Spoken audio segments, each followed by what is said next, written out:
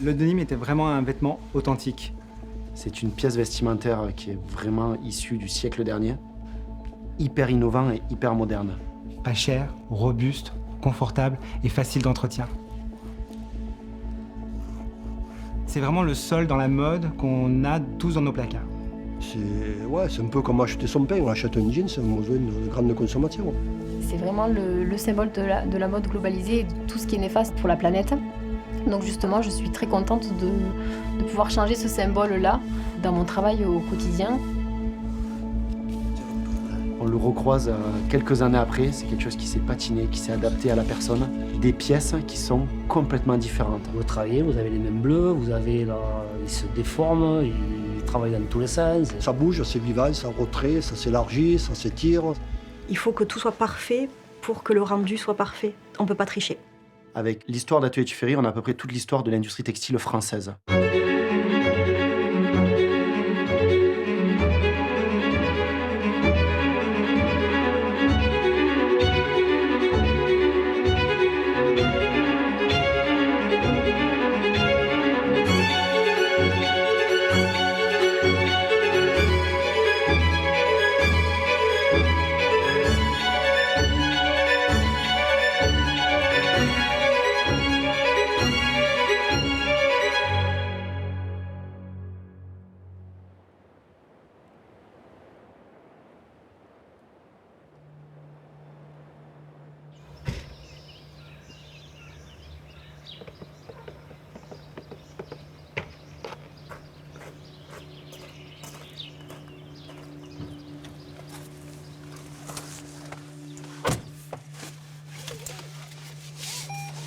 Et puis c'est aussi la conséquence du fait qu'on a eu beaucoup de déflation, c'est-à-dire de baisse des prix sur le textile, notamment grâce ou à cause, on peut le voir comme on veut, de la mondialisation. Et ce qui fait que un jean aujourd'hui, vous en trouvez à 5 € dans certains magasins, alors qu'il y a encore 10 ans, il fallait mettre au moins le double. Vous voyez, donc le textile est pris à netto. D'un côté, c'est plus un marché prioritaire aux yeux de certains consommateurs, et de l'autre côté, les produits sont de moins en moins chers parce qu'ils bénéficient des effets de mondialisation et de production dans des conditions qu'on peut déplorer, mais qui font que la conséquence, c'est des produits au prix toujours plus bas en France. Il y a encore 10 ans de ça, l'artisanat, la fabrication locale, la mode responsable, les circuits courts, les filières locales, tout le monde n'en avait strictement rien à faire. Donc aujourd'hui, Tuffery qui apparaît comme des superstars qui ont tout compris, ces mêmes personnes, ce même geste, à ce même endroit, il y a encore 10, 15, 20 ans de ça, c'était juste des marginaux cévenols qui étaient en marge presque de la société de consommation. On a face à face deux mondes. Le monde où du mass market, de la surproduction, de la volonté de consommer rapidement, surtout aussi beaucoup une volonté d'image, où on doit se montrer le mieux qu'on est, avec la dernière tendance et le dernier univers.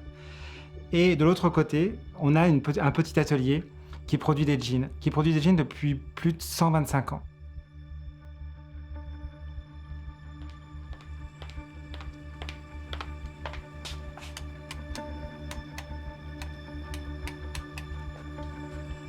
Pour le planning, pour les activités du jour, du coup, Clem, ça finit des shorts, je crois. On finit les shorts et aujourd'hui c'est un petit peu particulier, c'est la fin de la formation pour Mireille et Audrey, donc sur le ceinturage et les reprises de ceinture. Ah, super. Il y a de la coupe aussi. Ouais. Coupe désirée. Gigi, on peut désirer, on est en manque de 38 et de 42. Voilà. Donc comment tu souhaites organiser, Clem? C'est Nico, finition, Gigi à la coupe? Ouais, voilà. Ok. Quand Julien m'a proposé de rejoindre l'équipe Tuffery, qui se composait que de Julien et Myriam, il m'a proposé de construire une grande cathédrale. C'est vraiment un projet qui m'a conquis, rien qu'avec ces mots-là, parce que dans la cathédrale médiévale, il y a le principe d'apprendre sur le tas, que tout le monde a sa petite part à apporter à l'édifice, et que c'est le savoir-faire et la personnalité de chacun qui permet de construire un grand édifice. On s'est dit, nous, on peut en plus de prouver à nos clients qu'on fabrique en France, nous, en plus, derrière, on peut aussi développer des métiers qui avaient presque disparu. Et puis vraiment, nous, on a à cœur de toujours valoriser cette intelligence de la main et ces métiers manuels, quoi.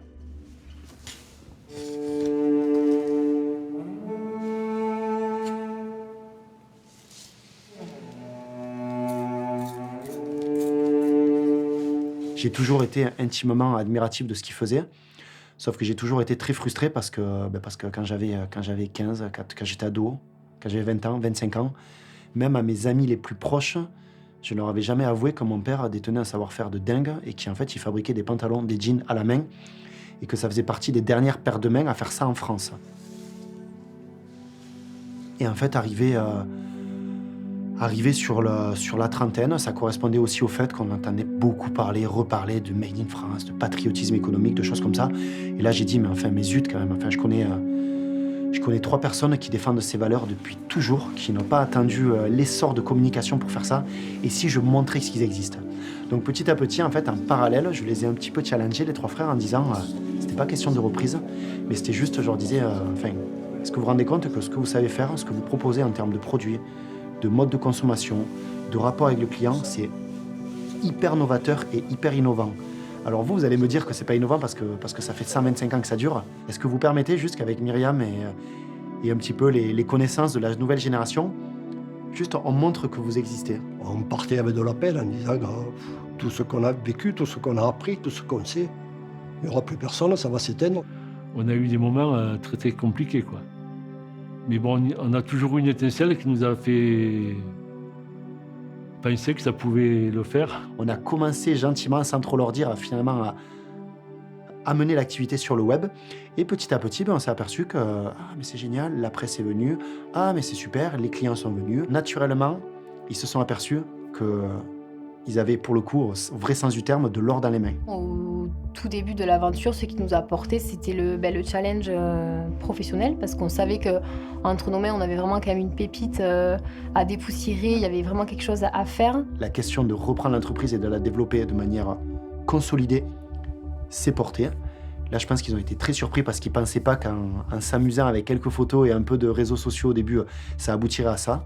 On travaillait, nous, tous les deux, dans des carrières assez bien tracées d'ingénieurs, cadres, enfin, dans des sociétés qui fonctionnaient bien. On vous a prouvé que tout ce qui nous faisait passer pour des gros bofs il y a encore 20 ans, l'enclavement géographique, le milieu rural, le milieu de paysans, la campagne, l'artisanat, finalement, regardez, vous êtes en quelques mois, vous êtes en train de devenir juste des superstars qui ont tout compris. Bingo! Allez, on y va, on exploite. Je peux compter sur vous quelques années encore pour le savoir-faire. Ils ont répondu oui, donc nous, on s'est dit, on a posé nos démissions et c'est parti.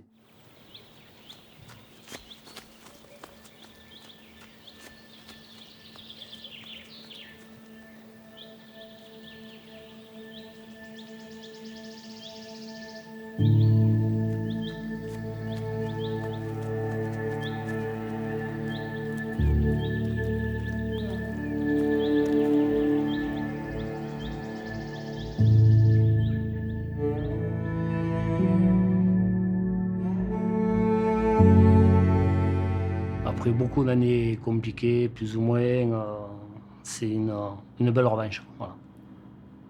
Pour mes frères et ma sœur, c'est un beau final. Voilà. On l'a pas volé. On pensait pas que ça arrive.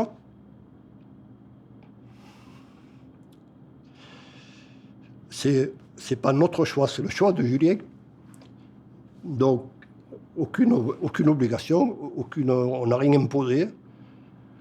On savait qu'on menait l'affaire avec déjà 2 jeunes travailleurs, sérieux, compétents. Il fallait qu'ils apprennent, et c'est pas un souci, on était là pour apprendre. Et c'était un grand bonheur et une grande joie pour nous et pour nos parents.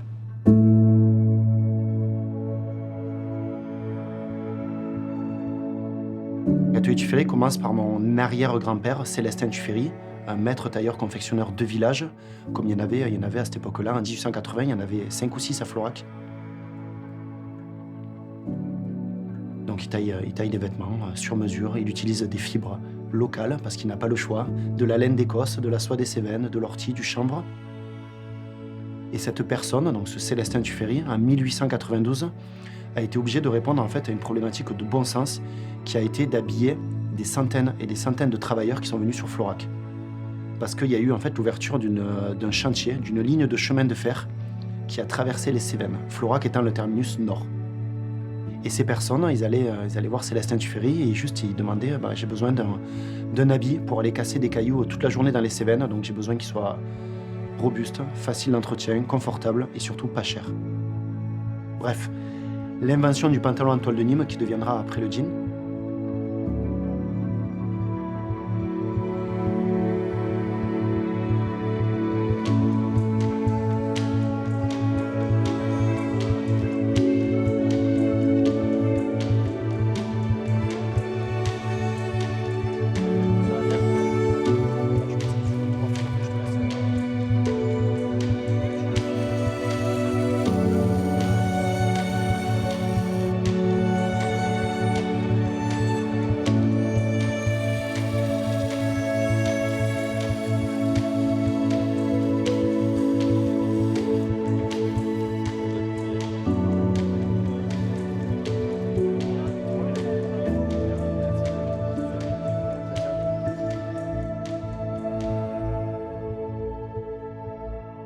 Tous les jours de l'année avec Myriam, on a ce projet d'entreprise qui va être toujours plus éthique. On va voir ce projet d'entreprise qui va proposer une mode toujours plus durable et toujours plus de bon sens, très clairement. Les projets qui nous ont tenus largement à cœur et fédérés, alors 2 projets clés qui vont être le jean 100% en fibre de chanvre et le jean qui intègre de la laine locale. Le pied de chanvre, il pousse devant chez nous, il peut pousser devant chez nous, et la laine, elle vient de nos cosses juste en dessus de Florac. Et ça, quand on a commencé à émettre cette idée-là, en disant qu'on voulait faire un jean 100% fibre de chanvre qui n'existait pas, quand on voulait fabriquer un jean avec de la laine qui n'existait pas, on a été confronté à cette remarque, mais 100 fois à cette remarque. Non mais tu sais Julien, si c'était aussi facile que ça, et si c'était aussi bien que ça, il y a un paquet de grandes marques qui auraient déjà proposé ce jean 100% fibre de chanvre et ce jean intégrant de la laine locale. Alors ça, c'est hyper agaçant d'entendre ça, mais par contre, ça donne une patate de dingue. Et du coup, on s'est dit, on va quand même essayer.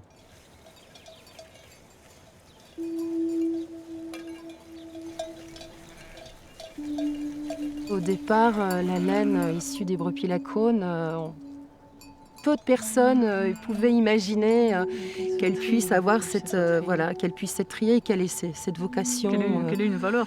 Voilà, qu'elle ait une valeur et puis qu'elle puisse avoir une vocation de fil. Ça a été un peu compliqué sur le premier chantier, la première année, et ensuite là aujourd'hui c'est génial puisqu'on a des agriculteurs qui viennent en disant « Hey Julien, on a tendu là, on a la laine, viens la voir, viens la récupérer si tu veux ». Les agriculteurs, on est producteurs de matières premières et on ne sait jamais ce qu'elle devient, on ne sait plus ce qu'elle devient. Donc là, de partir de notre laine et d'arriver à un tissu, d'arriver à un vêtement, c'est quand même ça, quelque chose de valorisant, de sympathique.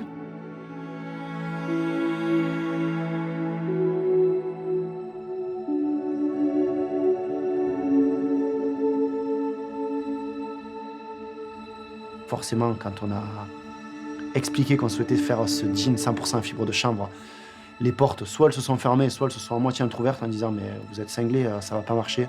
Le chanvre est une plante qui est hyper difficile à travailler, une fibre très longue, très dure, qui casse les métiers à tisser, etc. etc.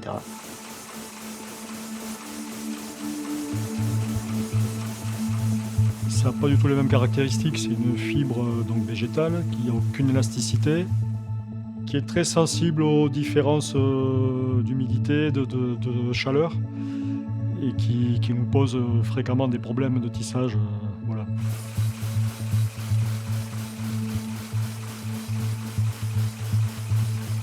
Petit à petit, les premiers mètres de toile sont arrivés. Les premiers n'étaient pas géniaux. Voilà. Les seconds étaient vraiment pas mal. Les troisièmes étaient juste géniaux.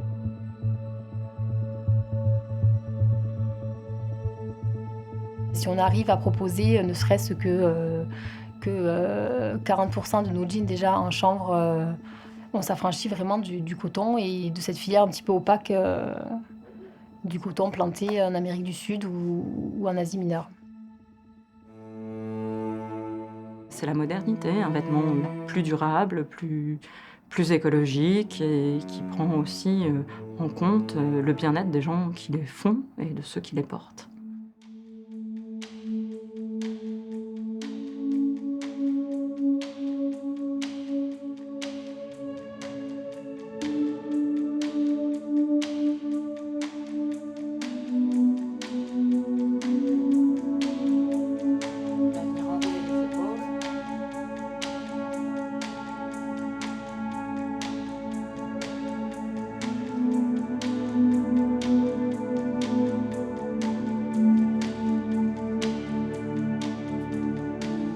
l'atelier Tuffery a replacé au centre la main. Aujourd'hui, c'est ce qu'on recherche. On recherche vraiment d'avoir de la valeur, d'avoir un produit qui soit qualitatif, d'où on sait d'où il vient, d'avoir un toucher, d'avoir une émotion.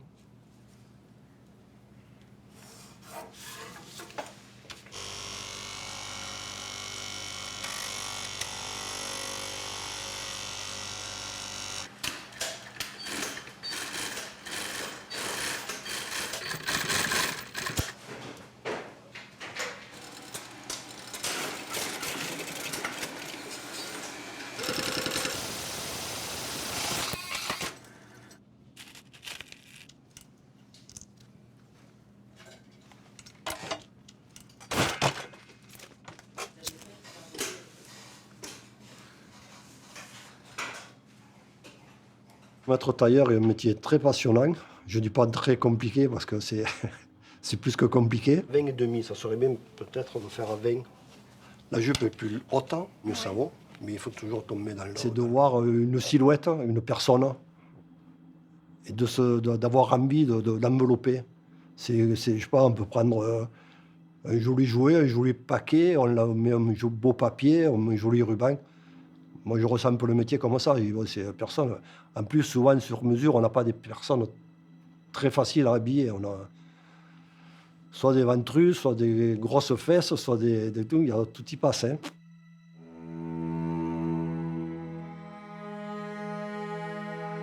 Et chaque client, chaque individu est particulier. Donc, on se renouvelle tous les jours.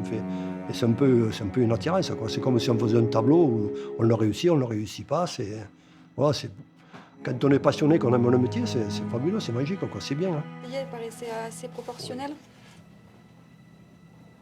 Ouais. Oui, je pense que c'est peut-être pour ça qu'on l'a fait. C'est sûrement pour ça qu'on l'a fait. Donc on peut laisser comme ça. Les clients en fait adorent venir à l'atelier. Ils sont contents parce qu'ils peuvent vraiment voir qui fabrique les jeans et qui fabrique leurs jeans. Et ils sont ravis en fait de connaître l'histoire, ils sont en soif d'apprendre en fait cette magnifique histoire qui perdure depuis plus d'un siècle.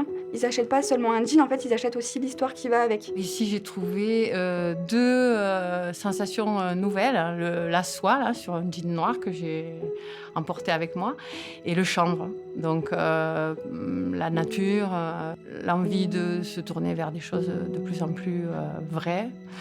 Ça, c'est encore... Enfin, je ne m'attendais pas à ça et je dois dire que j'ai pas fait le voyage pour rien. Le choix du digital a été essentiel, déjà pour ne pas reproduire le schéma qui a fait que l'atelier Tuffery s'est complètement cassé la figure dans les années 80, pour sortir de ce schéma où nous ne faisons que fabriquer et on est trop tributaire après derrière des canaux de distribution. Et ce qui est trop bien aujourd'hui en étant dans notre modèle économique de vente directe, c'est qu'on arrive à enfin ramener cette foutue valeur d'un produit à la machine à coudre et surtout à la personne qui est derrière la machine à coudre. Et c'est là où il montre toute sa modernité. C'est-à-dire qu'il montre que l'artisanat, si on arrive à jouer avec les outils actuels, il peut se développer très rapidement. Une petite affaire Sebonol, disons, arrive à se développer à l'international. Pour nous, mes frères et moi, c'était un truc, on n'y pensait même pas. Qu'on disait, nous, quand on allait, je sais pas, à Lyon, en Paris, on avait fait autour du monde presque. Que là c'est l'Asie, c'est tout le monde qui prend contact, c'est les Canadiens, c'est... Dans notre petit trou, là, des Cévennes, ils vendent des jeans dans plus de 30 pays. En Russie, en Chine, partout, mais ça, il y a quelques années, on ne croyait pas. On disait, mais c'est pas... On n'y pensait même pas, quoi, c'est ça. Avant d'être une marque très communicante de vente de jeans, on est avant tout des artisans. Et un artisan, le secret de l'artisan va simplement être de pouvoir fabriquer avec ses mains. Sûr que le même fil pèle exactement le fil du couture qu'on a utilisé. Ah, trop bien. Voilà, ça permet de s'en T'en as assez ? Oui, oui, oui.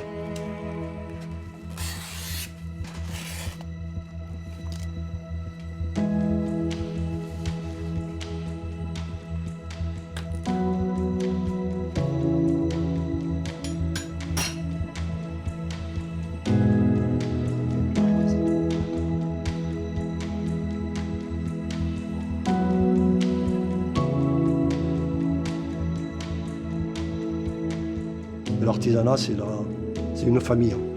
Une entreprise artisanale, c'est une famille. On est un peu une grande arche de Noé, quoi.